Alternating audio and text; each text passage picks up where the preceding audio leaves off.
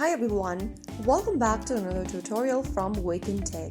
Today in this video, I'm going to show you how to disable haptic feedback or vibration in ClickUp application. ClickUp application may give small vibration during actions like tapping buttons or completing tasks. If you find it distracting, then you can easily turn it off in the ClickUp application. Launch open the ClickUp app on your device first, and from the home page of ClickUp after logging in, tap on the initial or your name at the top right corner. From the expanded menu appearing on the screen, click on Settings. Under Settings, you will see Haptic Feedback button. Tap the toggle button off right next to Haptic Feedback, and this will turn off the vibration or haptic feedback from the app.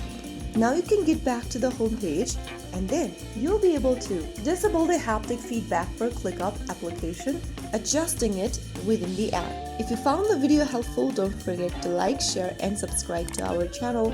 I will be back again in the next episode. Thank you for watching.